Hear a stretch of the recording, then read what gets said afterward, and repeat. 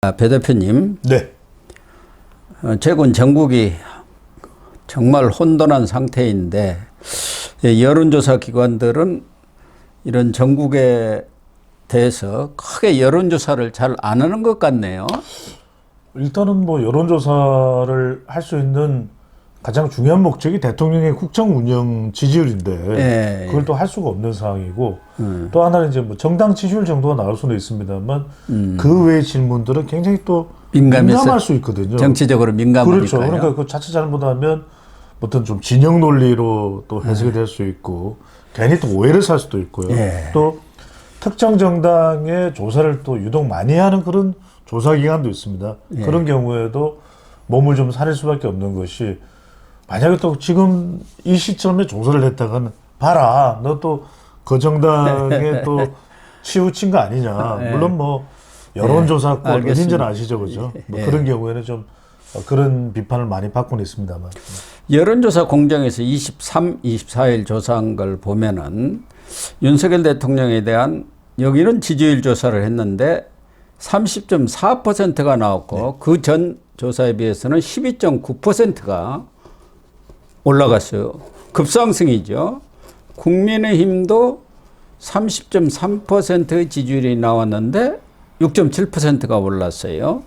또 리얼미터가 19, 20일 조사한 걸 보면은 여기는 뭐 대통령 지지율은 조사를 안 했죠. 뭐 직무가 정지된 상태니까 그렇죠. 의미는 없는 거고.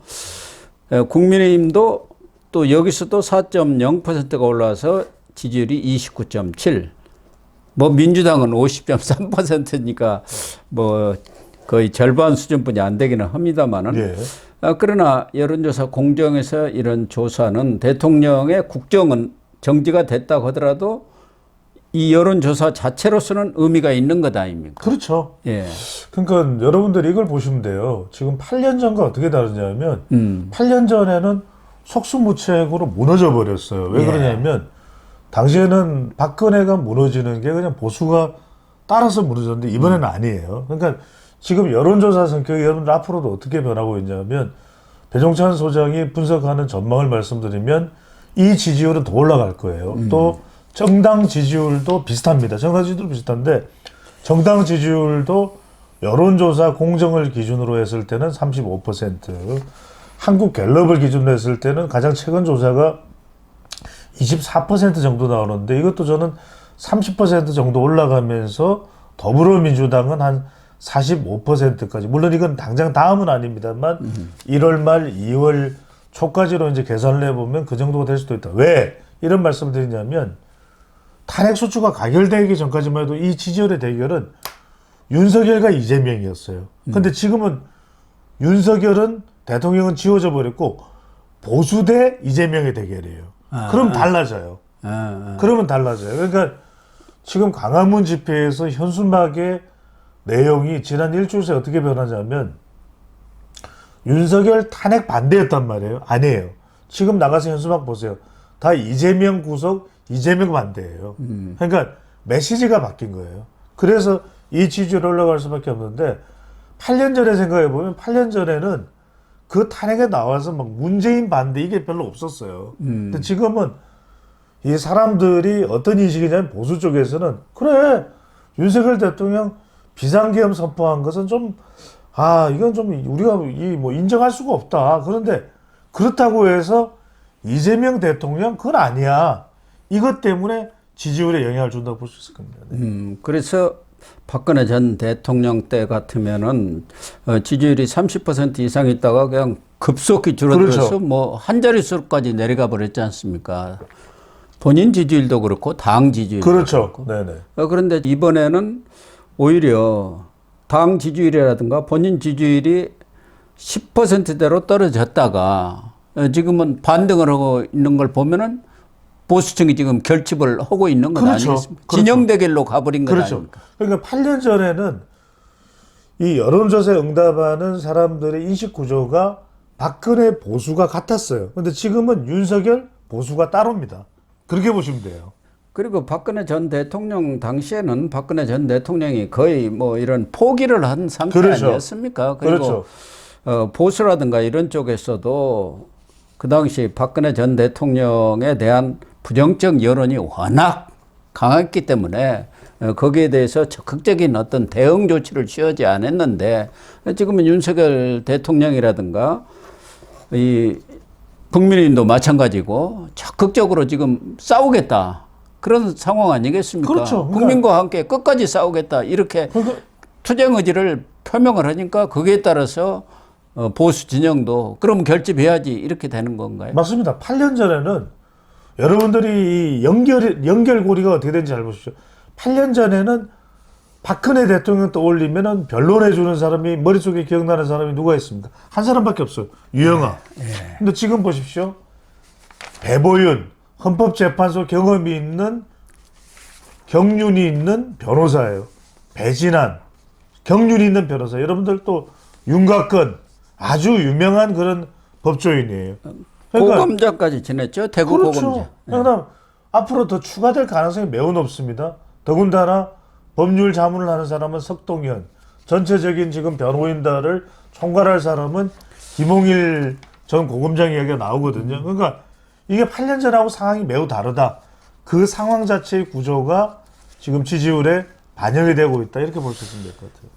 이번 여론조사 공정을 보면은 지역별로든 연령별로든 다 상승하는 쪽으로 나왔는데 부울경 PK에서는 20.9%가 올랐어요.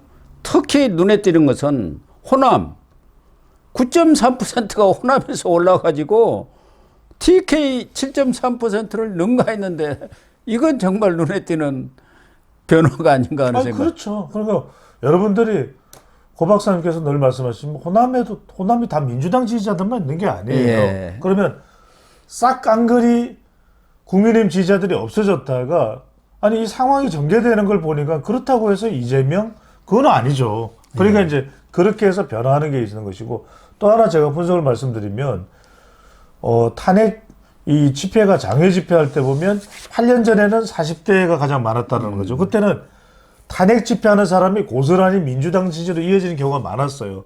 그런데 이번의 경우를 보면은 20대 여성들이 장외 집회에 많이 나왔다는 거잖아요. 그죠? 그러면은 한국갤럽의 차기 정치 지도 조사를 보면 20대가 이재명 지지로 나오나요? 그건 아니에요. 그러니까 장외 집회와 탄핵과 이재명 지지가 별개라니까요. 그러니까 지금 지지율의 구성은 뭐냐? 그래, 탄핵은 그래. 그러니까 그래서 여러분들이 지금 이 지지율에서 확인할 수 있는 건 뭐냐? 왜 민주당이 이렇게 조바심을 내고 속도를 무진장 내잖아요. 예. 그러니까 우리 한국의 특성은 빨리빨리인데 지금 민주당은 빨리 이거예요.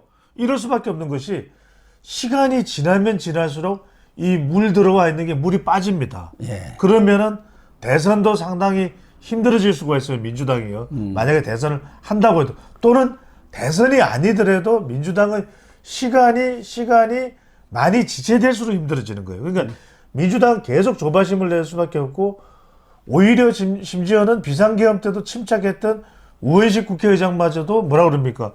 151명이 한덕수 탄핵 기준입니다. 빨리 하시죠. 빨리 이렇게 동참이 되는 이유가 되는 거죠. 그런데 지금 이 국민의힘은 과거 같으면 이런 상황이 오면은 지난 박근혜 대통령 전 대통령 탄핵 때도 황교안 당시 대표가 삭발도 오고 단식도 오고 뭐 여러 가지 몸부림을 쳤는데 이번에는 그런 유기감 같은 것은 거의 보이지 않고 무덤처럼 조용한 것 같아요. 현 상황에 대해서 상당히 안주를 하면서 지금 기대는 것은 어떻게든 시간을 끌어가지고 선거법, 항소심 나오는 거 거기서 판사익을 누려보자. 뭐 이런 정도 아닌가. 뭔가 쇄신 노력이라든가 지금 반성이라든가 뭐 사과조차 없지 않습니까? 비상계엄 사태에 대해서. 거기다가 또 하나는 이 헌법재판관 임명에 대해서도 뭐 당 지도부는 이 반대 입장을 완강히 고수를 하고 있어요. 권성동 원내대표 같은 경우는 욕을 먹더라도 얼굴이 좀 뻔뻔해야 한다. 얼굴을 두껍게 하자. 이런데도 불구하고 오세훈, 서울시장 안철수, 의원, 유승민 전 의원, 뭐 조경태, 육선 의원 이런 사람들은 임명을 해야 한다. 왜 이걸 임명을 안 할 이유가 뭐가 있느냐. 이걸 가지고 이렇게까지 극단적으로 국정의 마비까지 몰아갈 필요는 없는 거 아니냐. 이래서 또 여권 내에서도 가장 지금 핵심이 되고 있는 현안에 대해서도 입장이 갈리고 있습니다. 그렇죠. 그래서 지금 나오는 이야기가 탄핵의 강을 건너야 된다. 제가 무슨 말씀을 드리냐면 이재명 경계심 때문에 지지율이 다시 올라가고 있는 거다는 말씀을 드렸죠. 근데 여러분들 잘 들어보십시오. 지지율이 올라가는데 지지율이 무한정 올라갈까요? 아니죠. 보수가 올라갈 수 있을 만큼 올라가는 거예요. 그래서 제가 뭐라고 말씀드렸습니까? 30인데 35까지는 올라갈 수 있다. 정말 안간힘을 다 쓰면 37, 8은 되겠죠. 근데 고 박사님, 민주당이 내려오더라도 45면 아무리 국민의힘이 40을 얻어도 민주당이 45면 누가 이기는 겁니까? 민주당이 이기는 거죠. 네. 그래서 보수의 물이 들어왔을 때는 노를 져야 됩니다. 그러니까 지금 쇄신은 안 해요. 그래서 답답한 거죠. 노를 안 젓고 있잖아요. 그렇죠. 그러니까 항상 우리가 방송할 때 고 박사님과 제가 이야기하는 게 정말 이럴 때 열심히 잘하면 지지율 더 올릴 수 있고 쇄신할 수 있는데 안 해요. 그럼 자, 지금 국민의힘에 주로 친윤 중심으로 뭉쳐져 있는 쪽에서는 어떤 판단을 하고 있느냐? 안 하겠다.